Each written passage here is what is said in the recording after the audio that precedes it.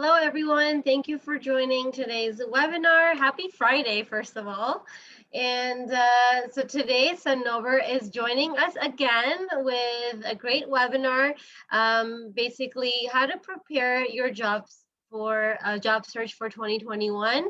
It is a new year. Let's see what Sanover has to say about job search in the new year. Sanover, do you want to say hi before we begin? Sure. Hello, everybody, and Happy New Year. I know we are almost ending Feb, but I think this is the first time we are meeting here, and I really want to wish you a very Happy New Year, 2021, and I hope you're all Canadian job search and personal aspirations come true.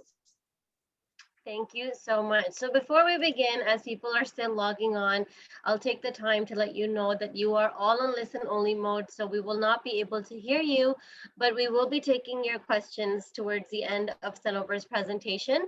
So please type your questions into the Q&A tab found at the bottom of your screen. For best results, please use a laptop or a desktop computer using Google Chrome as your browser.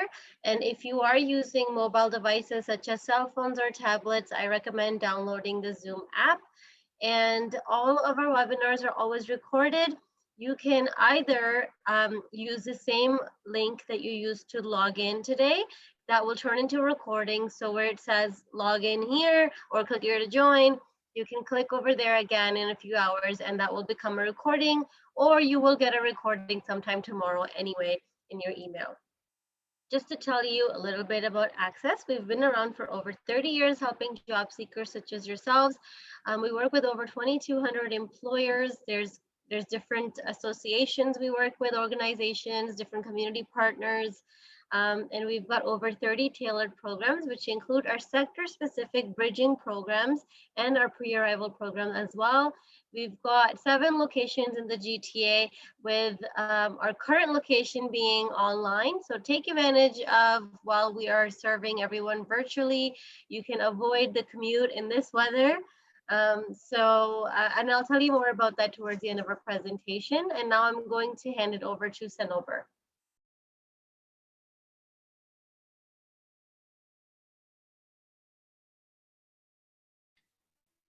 Thank you, Sonia. I just took a minute to kind of find my unmute button.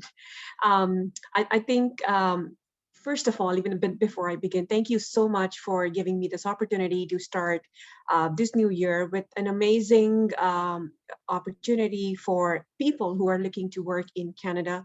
I see 100+ participants here, so it's amazing. It shows the strength. It shows the motivation why people are kind of looking for 2021 for their job aspirations.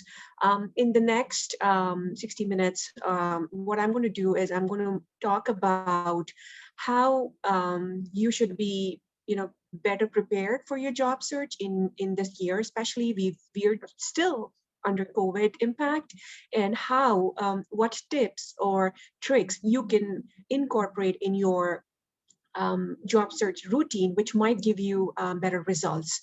And I want to give a little bit of my background. I have around 13 years of experience in pharmaceutical industry. I've primarily worked in functions of business intelligence, forecasting, strategy. I enjoy looking at numbers. That's why this presentation might be a little number laden. But above all, I have lived the journey. I have done transition from working in different geographies and now in Canada. So I understand the opportunities, challenges, and rewards which a newcomer would kind of face in their cycle. So I begin the slide by saying, working in Canada can be full of opportunities, challenges, and rewards. However, getting your start here can be difficult without support. And I always believe that if you have a good support, if you have a good mentor, if you have a good access to people who kind of understand and not only sympathize, but empathize with your journey, it always is helpful. And there are so many programs out there in the market, especially, directed by the government, wherein they help you to establish your new journey professionally. And one of them is, of course, ACCES. And I've done numerous, I think, Sonia, on a quarterly basis, I do webinars with you. And what amazes me is the kind of response which we get, the kind of appreciation we get, and the kind of thank you messages we get afterwards. Wherein even one tip, if it can transform somebody's life, I really believe it's very, very valuable and learning for me. So with that, I want to begin this webinar which says, how can you well prepare your job search in 2021? So here we go. The next slide. Okay, this slide is a very important slide. I know we're in 21, and this is a little dated, I think 18, because I did not get the official 19 or 20 numbers yet. However, I still wanted to keep this slide because this shows how many people are coming every year to Canada. And why this is important to understand, because it gives you a perspective when you are going there looking for opportunities or job, what kind of a talent you're competing, or what kind of a talent you have in your pool. And this number is not from any particular sector. So as you can see, in 18, there were around 321,000 people who were admitted as permanent residents. And mind you, this is only PRs.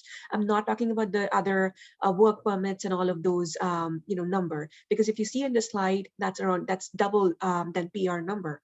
That's 696 on the left-hand side. So if you look at that, around 58 to 60% of the PR, they are admitted under the economic class, which is the express entry, I believe. And if you look at this number, it kind of gives me a couple of ideas. The first is the talent which is admitted under this class is exceptional because they do have a very high IELTS score.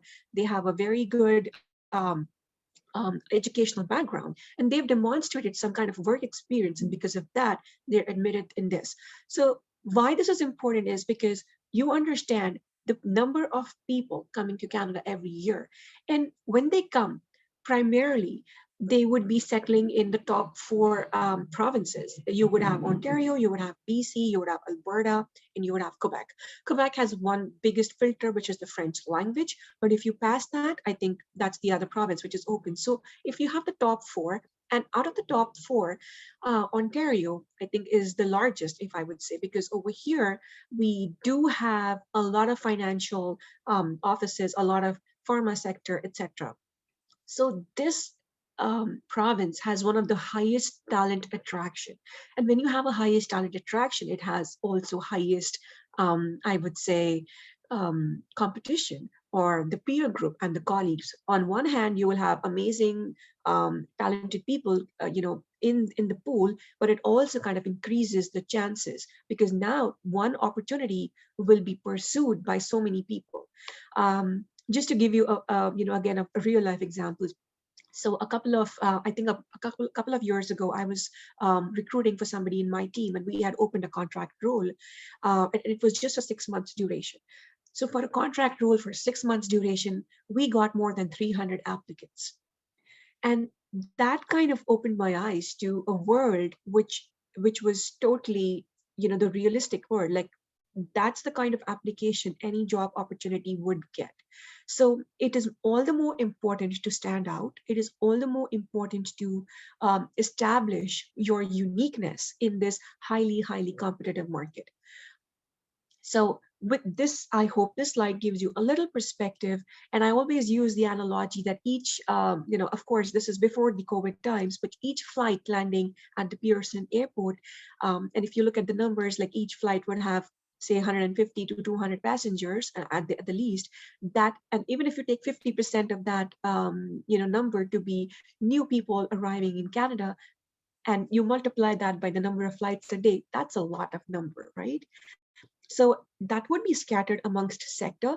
But again, as I say, that the talent which is coming in every day is really, really strong. So I hope this slide gave you that little perspective while we move on to the next slide. Yeah, so after that context, I really want to talk about 2021. So definitely, whatever we've been experiencing, some of the most unprecedented times in, I think, in our lifetimes. Like, I don't remember in my and I'm good 3 decades old and on this earth, and I haven't seen such a unprecedented time before. Like, we've had economic recessions, we've had those Y2K boom, or the burst, I would say, but nothing like the one which we are right now. And if you are in Ontario, you must have seen that the pandemic, the lockdown is now extended to March 21. So what happens is when I'm sorry, can you go back? Yeah. So what is happening right now is landing a job during a pandemic is not an easy task. Although 2020 initially was on track to follow the 2019's trend, towards more solid job gains, COVID-19 actually turned the whole job market. And now, if you look at so in Canada, I would say from Feb 2020, Feb or March 2020 was the time when really the impact of COVID started to kick in the job market.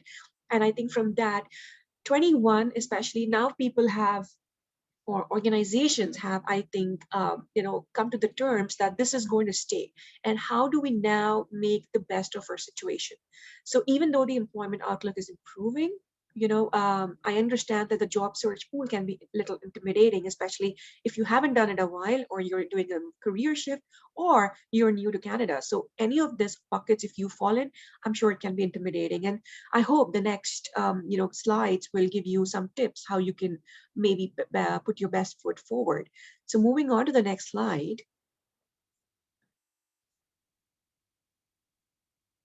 So I think the first important thing is clean up your resume.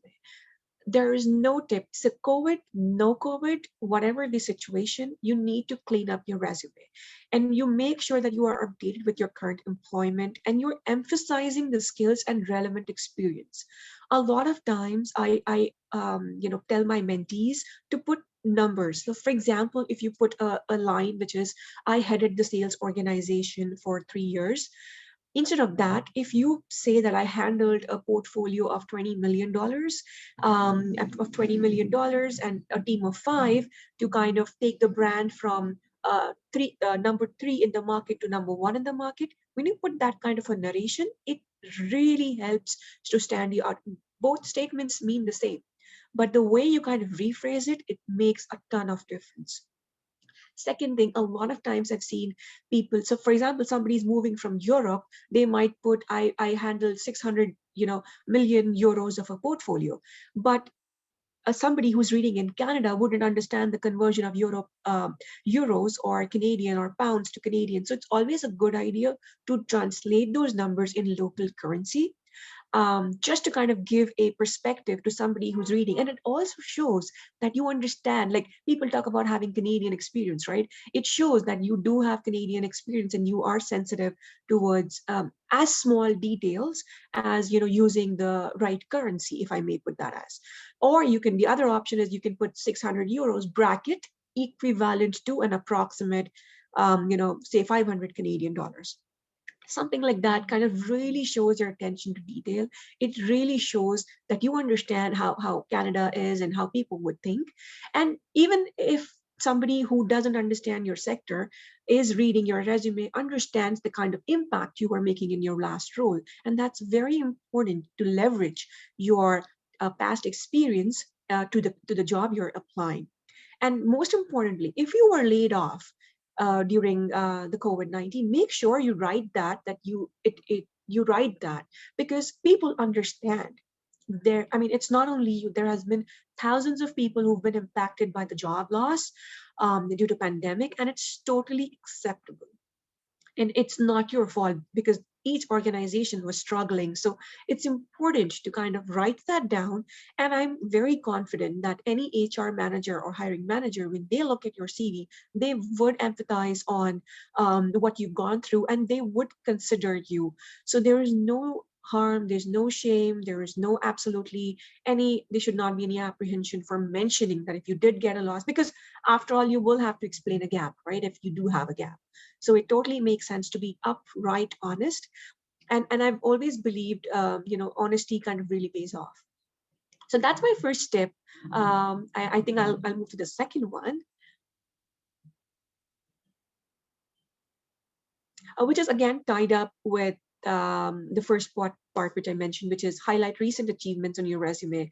So it's, as I said, it's not only enough to list your job responsibilities, it's important to show your results. Like recruiters are really interested in your results. And the best way is like if you write that I am working at XYZ, and these are the three most recent achievements or accomplishments, with backed up by any kind of numbers. And you might say that, listen, Sunover, I do not work in a number laden industry.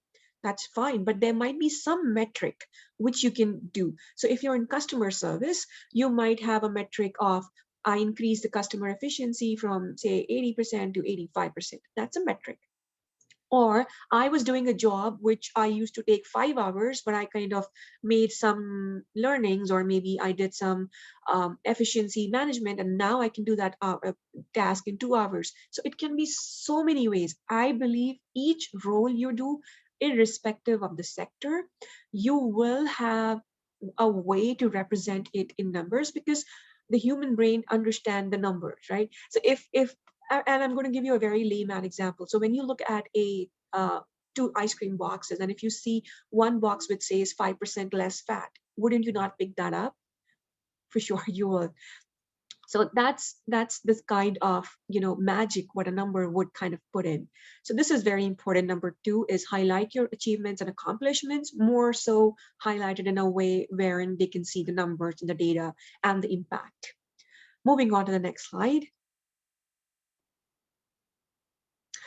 Okay, multiple uh, versions of your resume is important. Like, and I always talk about this. Like, if you are somebody who's seeking job, you will have, say, you will apply like an average maybe 5 to 10 job applications every day, and you just cannot, they call it a spray and pray approach. You just cannot have one CV and you kind of shoot across all the four opportunities. Again, this is very unique to Canadian market. Like in different geographies, and when I've kind of heard with different mentees, they say we always had one job resume, and we would just use that everywhere.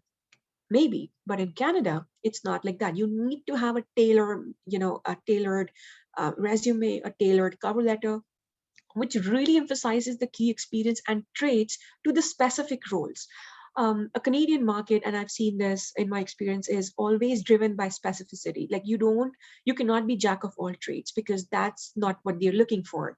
They are looking for somebody who really can address the problem which the job is trying to address. And by having a tailored resume, it will, really improve your chances to kind of land on the interview table. Because what happens is, each job description, if you have only one CV, it will not do justice, because a CV can only be 2 or 3 pages, correct? So if you have 2 pages of your CV, or 3 pages of your CV, depending on your experience, you cannot put everything on 1 or 2 pages. It will be so loaded. At the same time, you cannot keep one standard format. It will not lead you anywhere. So this is, again, if you're not used to kind of having multiple versions of CV, I would really strongly encourage you to do that. And you do not have to cut copy the job, and you do not have to kind of tweak your CV at a point wherein it kind of doesn't, it's dishonest. No, make that honesty, make that ethical approach, but make versions. Like, you might have done 10 things, the job is asking only 5 things, then you put 5 things, but the next job might ask the next 5 things. So it kind of really impacts that way, and it's really important to have those multiple versions. Moving on to the next slide.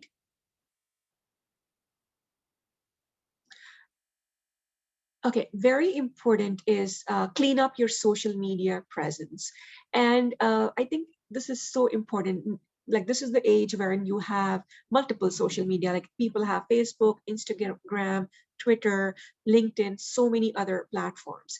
And you have to be understand that a lot of organizations, they do kind of, do spend time on social media search. So you just want to make sure that you do not post anything, or you do not, say for example, you made a joke about pandemic, which can be misconstrued as a failure to take COVID-19 seriously. The same goes if you, I mean, you might you might have a different, belief or a political affiliation, but you don't want to kind of show, because that's not needed in professional terms. They want people who can, um, you know rise above their political affiliations, rise above their social, whatever thoughts they have, because at the end, people are different. What may be good for you might not be good for some others. So you have to be neutral.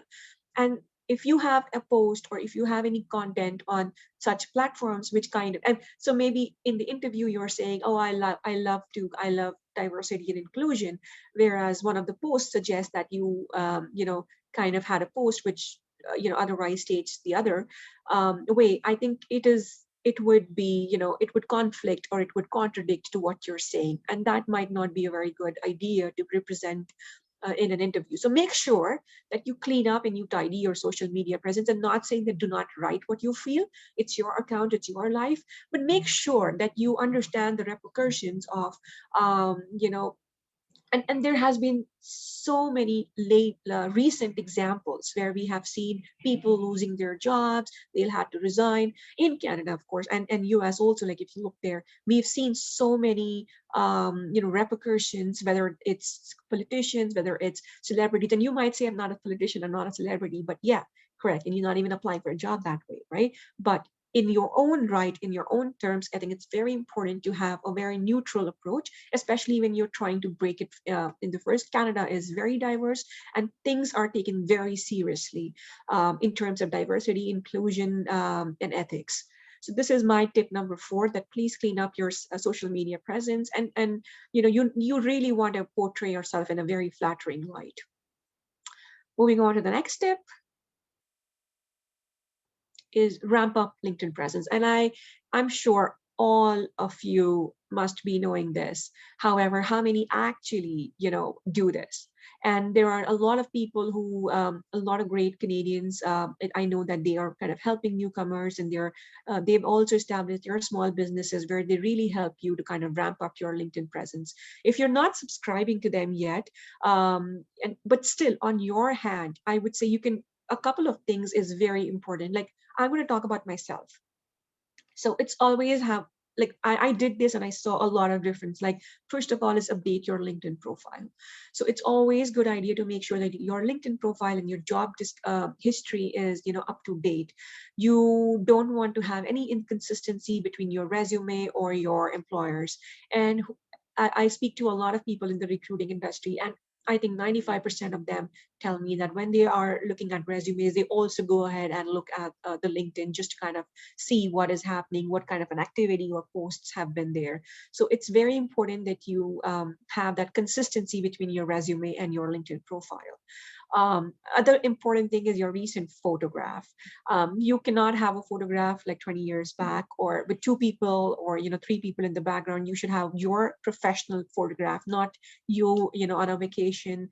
That wouldn't kind of make a very good professional picture, correct? Put all of that pictures on your Insta, Facebook, etc. account, but LinkedIn especially should have a picture which is very professional, agnostic to the background, and it really focuses on you, because everybody is, at the end of the day, in jobs, people want to work with people who are approachable, who are good to work with as a colleague, correct? So that should portray from your LinkedIn profile. Add keywords to your LinkedIn profile. So if you're looking at a job in, say, IT, in Java, or in coding, you will have to put that word in your LinkedIn profile. The very important thing is actively use LinkedIn. You have a great profile, you have great keywords, but you don't actively use. And what do you mean by actively use? By meaning of actively using LinkedIn, I mean to say is you need to either engage or post regularly. Why I'm saying this? Because if you do not do this, what happens is, um, say somebody is searching for, I would say, a business analyst in Toronto. So when there would be profiles would pop up in the feed, in the search, and how does it pop up? It pops up based on the activity. So if somebody has a great profile but has not been using LinkedIn, you will not come in the search. Imagine like Google, right? So when you do a Google search, you just look at the first page. Do you actually look at second and third? You would only if you do not get results in the first page. Similarly, for a recruiting person, they look at the first page results. So you really want to come in that first page, and one of the ways is actively use. So and I always tell my newcomer friends whenever they are like, please connect with me on LinkedIn. And I kind of always try to balance my LinkedIn activity, but I usually post once a week. And if you're not very sure, you can start engaging with me. I always answer or give a response to whoever comments on my post. Whether you agree or not is not the important thing. The important thing is to engage, and I always make sure that I engage, because when I am engaging, when I'm liking or I'm responding to your post, my network also sees you. So that kind of increasing your visibility. LinkedIn also knows that, okay, this person is active. So please feel free to connect with me on LinkedIn if you wish, and you can engage with my post. You can like and you can comment, or if you don't agree, say that. I mean, it's a platform, and you don't have to agree to whatever I post every time. But if you're hesitant on starting it, just don't leave it at like. I would say go beyond it. You're scared to kind of do the first post, like what would people think, and what would, I don't know if I should do that. So I would say what you should do is start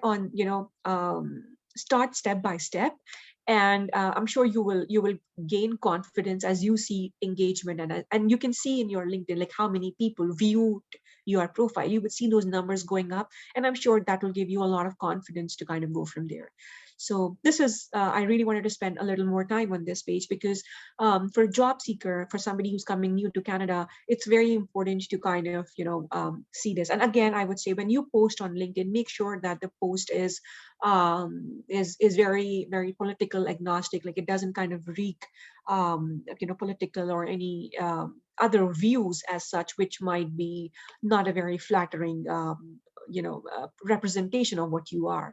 So make sure that you are very conscious of what you're liking and forwarding or engaging on LinkedIn, because that's very important point. So moving on to the next tip.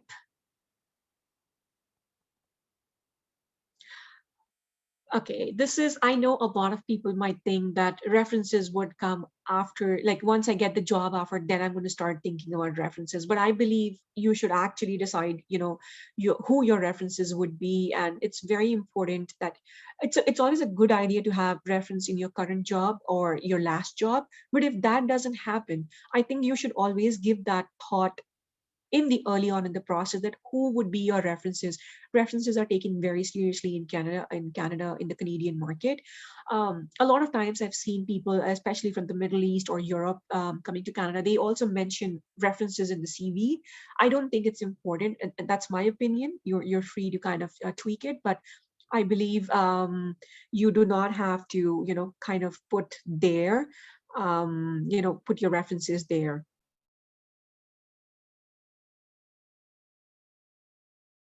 So that's very important to kind of understand what you have your references, and how you kind of go ahead and decide in advance who you would want to put as reference, and have that kind of background or done from your end. The other and the last tip here is style your video interview. Sorry. And I put this purposely because I wanted to highlight the importance of having a video interview, because what happens right now is every time you are interviewing in this post-pandemic times, you might have seen a spike in remote interview styles or video interviews. So it's very important that you know understand the importance. It's as good as a one-on-one face-to-face interview. So you have to have you know a workplace or a area where you're doing this. You have to make sure that your computer is positioned in a bright area.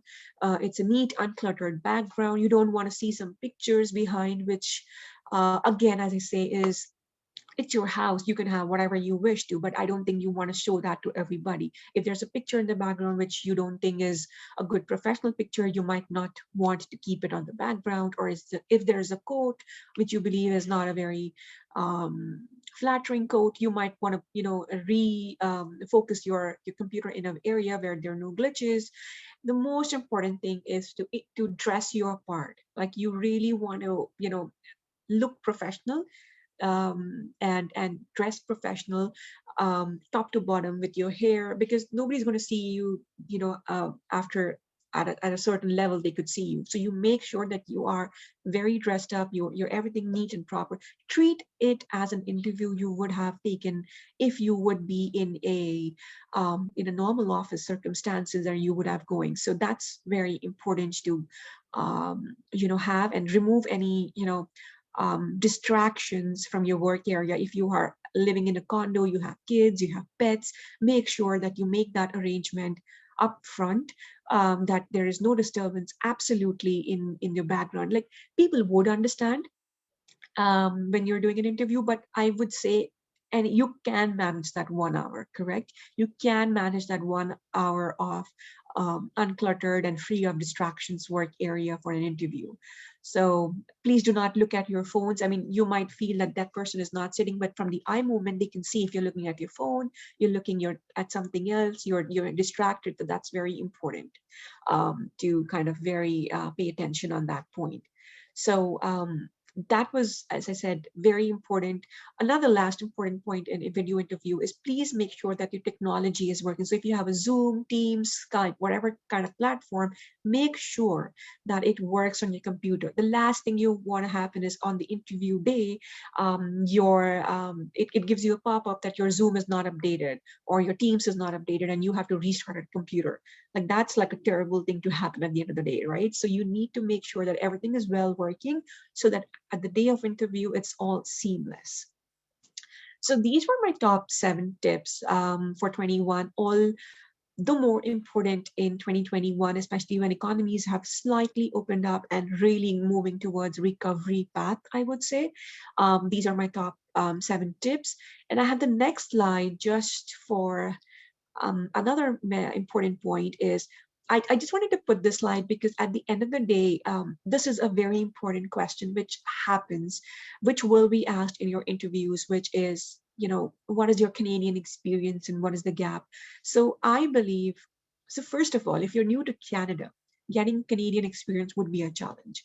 But I would strongly encourage you to talk to other people in your field, your community, see what they recommend. It's very important to pick from your own community, pick from your own sector, and go from there. If you would want to talk to other sectors, but at the end of the day, you would want to network and get a job in your sector. So you would want to reach out to people in your sector, join associations. Like if you're in pharma, you'll have pharma associations. If you're in supply chain or functional area, you'll have those associations. So that's where I would say you would want to join. There's a lot. The good thing about the real evolved reality is that there's a lot of things which is happening online. So the networking is also online. So imagine if you're sending a note to somebody on LinkedIn versus somebody on when you meet at an association and then you talk. So I think that's very important. It gives you that icebreaker because you belong to the same community, you have the same vision and same goals. So that's a good thing. Volunteer work. Again, a lot of people ask me, like, what do I take as volunteer? I would again say volunteer in your area or in your sector. So if there's an association, you would want to reach out to them like, hey, I am looking, if you need any volunteer to maybe set up an event, maybe do some research, is there any way I can help you? And while you're doing that in that association or in that way, it kind of exposes you. It kind of helps you to bridge and understand what do you mean by Canadian experience, because it can mean so many things to so many people. There's no right or wrong definition there, but I think these are some of the points which can be really, really beneficial for you when you're considering a Canadian experience gap. So with this, we move on next. So these are this is my final key takeaways. And that is, working in this great country can be very marvelous. There are all sorts of challenges and rewards for newcomers. Getting your start here can be difficult, no doubt. It will make things easier if you're prepared. That's very, very important. And that's my LinkedIn URL in case you need to kind of go through and reach out to me. Feel free, and that's it from there.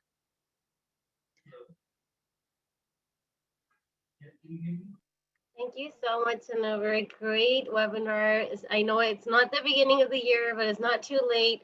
So thank you for sharing all your thoughts. So we do have some questions here. Let's get started here. The first question here is, oh, this is for Access Employment. If you'd like to get in touch with someone from Access Employment, simply call your closest Access Employment location and someone will be able to start helping you with your job search. All right, so I'm having trouble searching from home and wish I could go somewhere to job search and use a computer out of my home. Can you recommend tips since, oh, okay. So like, how do you stay motivated with job search, during the lockdown? Because you're stuck at home all day and like, you're not getting out and basically like that's your place where you're looking for jobs, that's your place where you're eating, it's the same place. I think people like to go to the library or go to other community centers. How can they stay motivated, Sanover? That's a great question. And you know what? Even if you're not job searching, and even if you are not, even for employed people, I would say being motivated, especially when you're having a snowstorm outside, is difficult, and it can be really challenging for people who are new. But I think it's about mindset. There you have to have that positive mindset. Like when you were researching to come to this country, you might have researched this part also, that it's going to be cold, it's going to be months of snow, all of that. So you know that. A. B, when you add that on an uncertainty for a job or a role, I would say it becomes challenge. But there are so many resources out there. As I said, associations, access employment, volunteering. This kind of helps you to meet people. And while you might have loved to meet people, on face to face, we need to accept that it's not possible yet. So you have to, the more easily you accept it and the more easily you kind of bounce back, I think that's important. And when you speak with people, you will realize that so many other people in the same boat as you are. So that kind of also helps you to understand that everybody is in the same boat, everybody is in the same work from home. For example, in my office hours, I would shut my laptop at 5 and I would be driving back. But now there's the lines are blurring between office hours and not. So that's, I think, a challenge which we have to kind of understand and take it for ourselves. But you will have, I mean, I would say, join associations or connect with people who kind of share the same mindset. That will really help you. And there would be a light at the end of the tunnel for sure. Hang in there. Thank you, Sanover, so much. That was very well answered. That's an issue, like you said, it's for everyone. It's hard to, separate work from home because you're doing both at home. Even though it's been a year almost, we're still, we're still facing that challenge. Thank you so much for sharing that. Next question here, which we get a lot, is, you talked about sharing numbers or data on your resume. What happens if you don't really, like, you're not achieving any numbers, that's not the kind of job you have? What can you do in that case?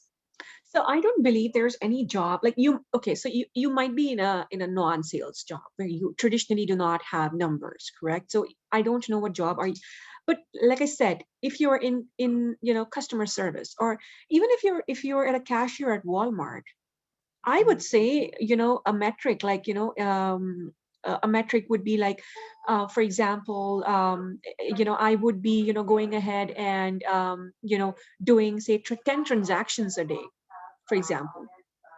So you are doing 10 transactions in a day at a cashier position, right?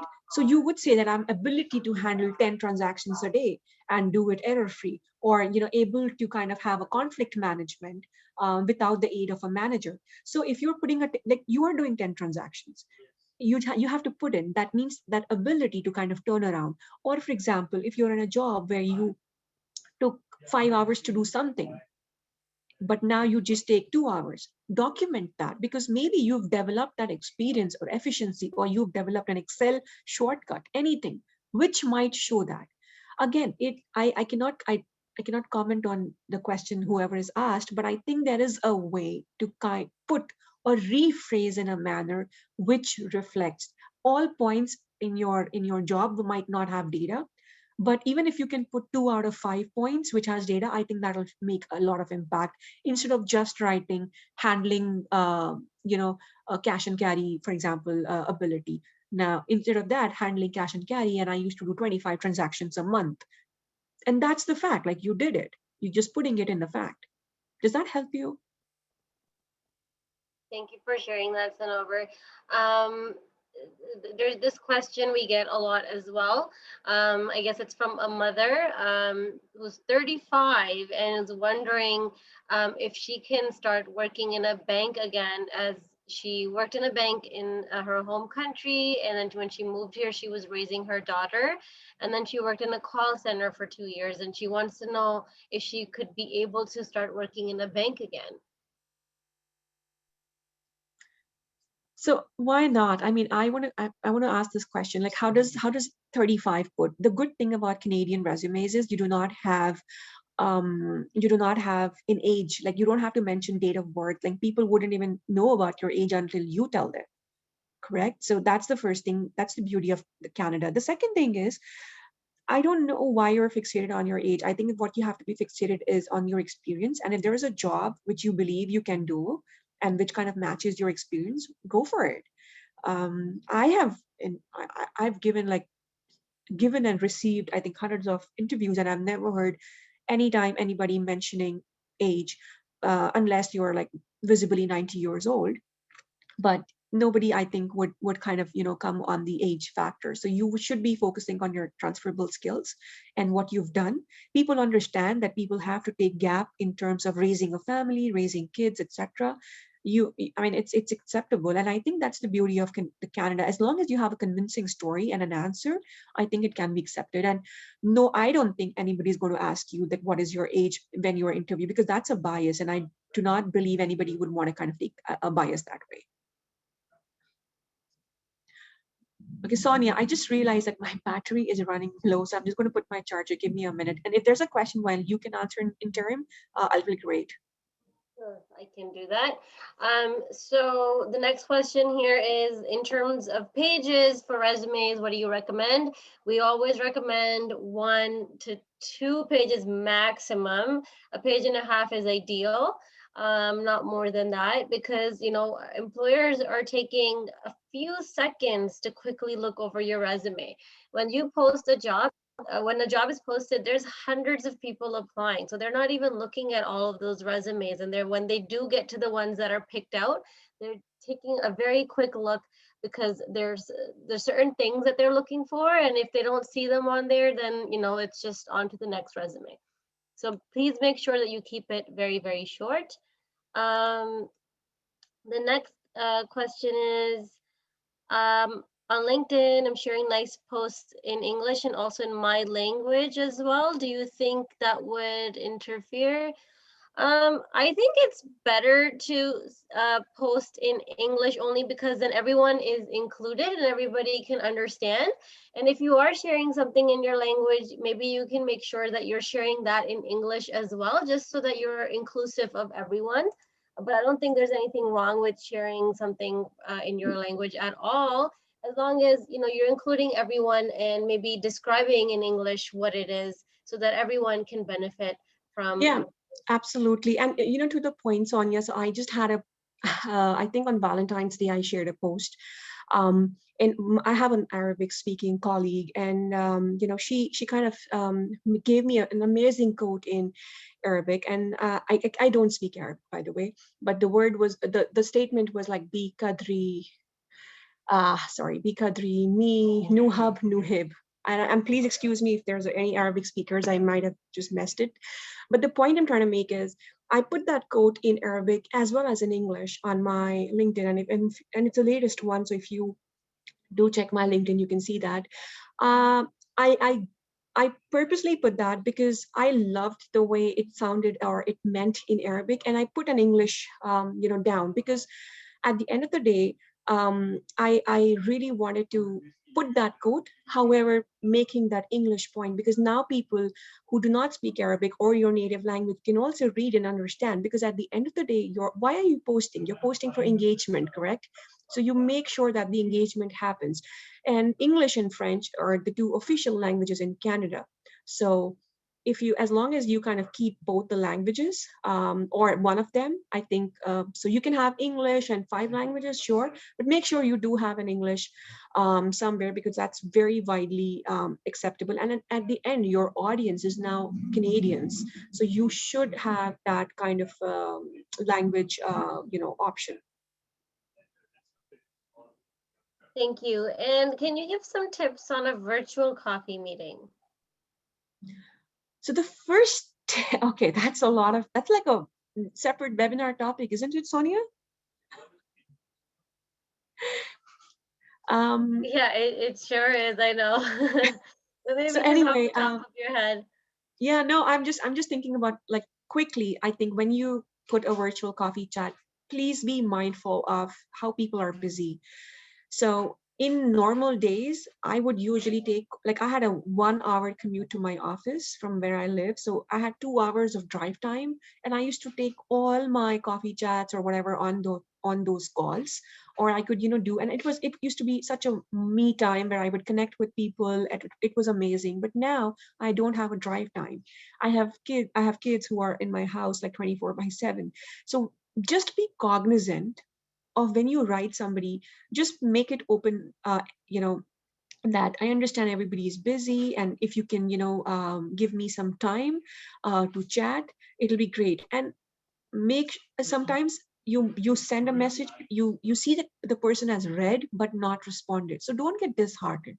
Maybe that person read and wanted to respond, but by the time they wanted to respond, they got busy into some other task and they forgot.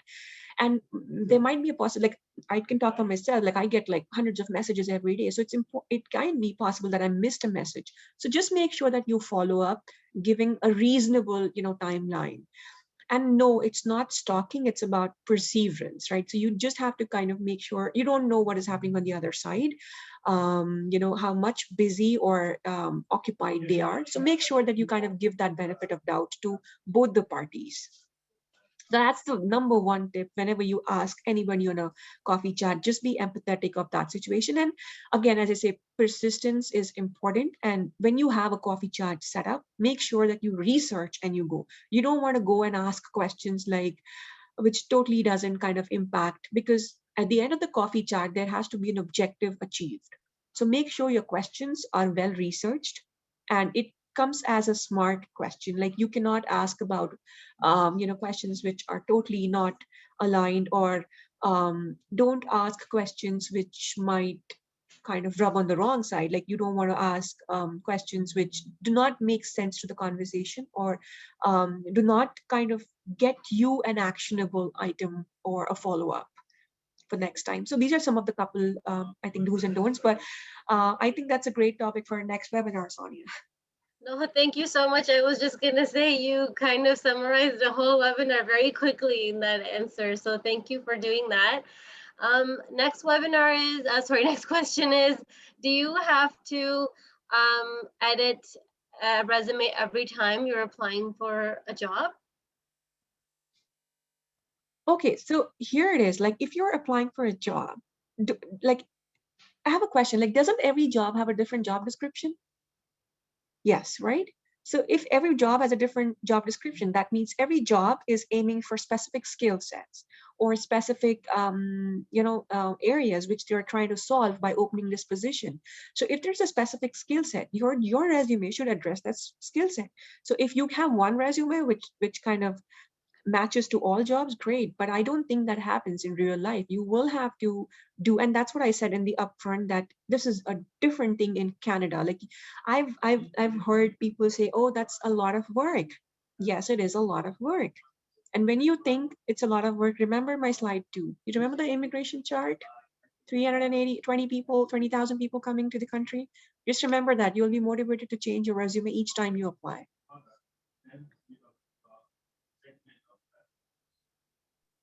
Sonia, next question, You. please. Yep. Can you give tips on how to handle the hidden job market in Canada? How do you network in person, given the current situation, or should you be volunteering in a specific, can you still volunteer in this current situation? Yeah, so for example, like if for example you're from supply chain and you know that there's an association which only caters to supply chain professionals in Canada, go and join them.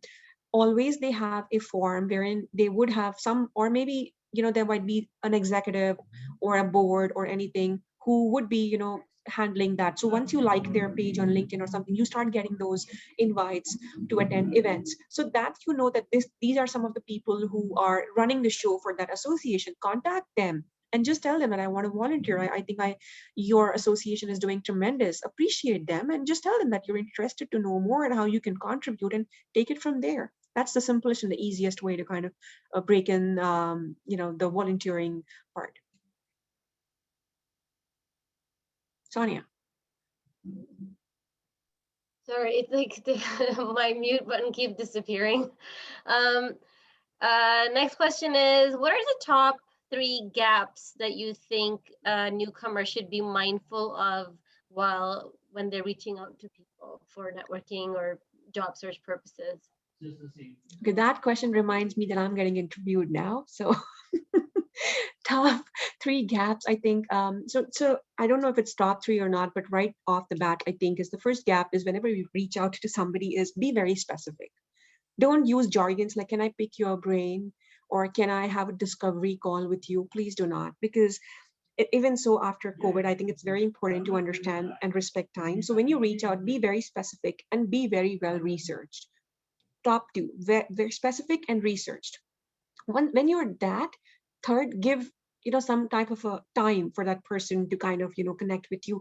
And I don't want, I know this is a very important question and I don't want to rush it, but I just see we still have like above 25 questions to be answered. So maybe you can also look at some of the posts which I have done on LinkedIn, which kind of helps you answer that question. Next question, Thank you. please. Should you add a cover letter even if it's not requested?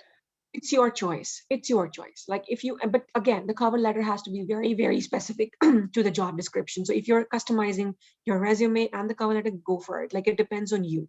If it's not asked, like it's, you want to give it, great, but just make sure that it kind of has the same story and it has the same impact.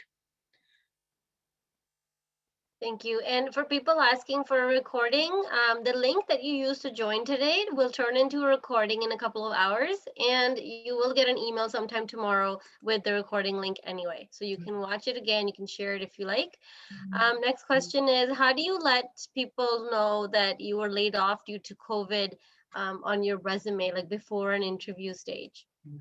Wouldn't you write that in your resume?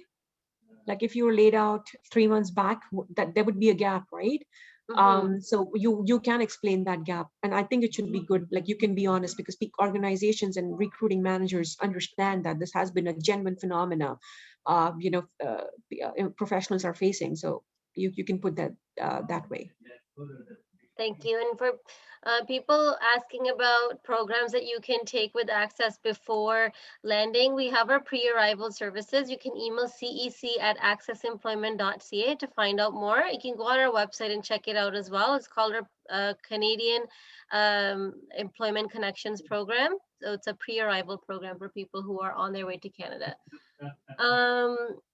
All right, so I'm just gonna quickly, I know we don't have a lot of time. When do you think the job market will really pick up this year? If I would know that answer, that's a very good question. But I mean, I think once the economy starts opening up, but having said that, I see that, companies have come to the terms that a lot of jobs were frozen last year, which has been opening, but typically in Canada, things started picking up after March. Yep, that's true. Thank you. In the new fiscal year, so it makes sense. Yeah. And if you're on a work permit, ACCES can help you. The best thing to do is call in and then see, where your work permit stands, and then we can see if we can help you. But definitely, we do help people with work permits. It depends on the program and how long your work permit is for. Um, what would you recommend in terms of contacting employers? Is there any way to know uh, the same question, I guess. Is it okay to contact the employer where you want to work? Is it okay to speak to HR, reach out to them when you're applying for a job there? So if there is a job, I think you can definitely go ahead and contact the HR and express your interest that, hey, I applied online and this is my interest. So would you want, like, I just want to kind of again tell you that I'm interested, and should you feel that you want more information, I would love to talk to you, something like that. For sure you can do. Make sure that you do that professionally though. Like it should be not it should be very nice and pleasant and professional. So yeah, you can contact them if there is a job, and again, networking always helps, right? So when you network, you would know people, or they might connect you and they would say that, okay, then there might not be a job right now, but if you want to go and company A in a function B, it's always good to kind of network with people and talk to them beforehand, before the job opens up. And that's kind of the hidden job market, as they call that.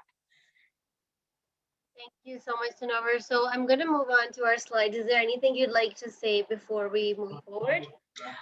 I think the questions are fantastic, and I see the Q&A panel. There were so many more questions. I think we've answered more than 50 questions in total, which we had on the screen. But I am so amazed with the energy and the questions the participants have. I know they're a bunch of talent, and I want to thank you for the patient listening, and giving me an opportunity to present my thoughts here. If you wish to connect on LinkedIn, I'm always there, and I really want to thank you, Sonia, to kind of give me an opportunity again in the new year to come and talk and learn so much with ourselves.